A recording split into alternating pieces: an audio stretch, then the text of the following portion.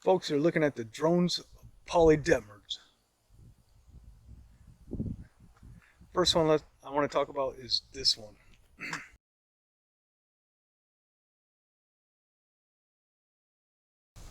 Costs about $60, and it flew great. There's a controller. All three of these are Holy Stone drones, but this one flew really nice. I crashed it pretty hard, got it caught up in some weeds. Weeds got caught up in the propellers. It's not flying right, but it really flew nice. So my fault that it's not flying that great. I'll probably buy another one of these. Then over here, this one,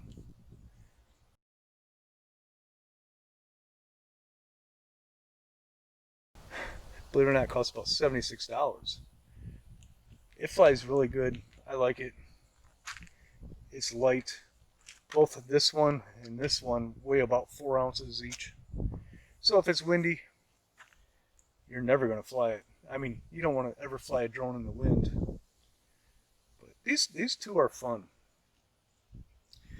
Just, you know, if you raise them too high up you fly them too high up in the sky and it's windy, you're going to lose them. It'll be a flyaway. This one, this is the Holy Stone 720, HS 720. I love it. But this is my first drone. I was a rookie.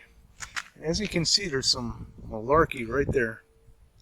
It's because I crashed it and broke it. I crashed it in the trees over there. But I had to register this one because it weighs over a pound. And when it weighs over a pound, you have to register. So that's the number with the FAA. There's a controller. This is built a little bit better than these.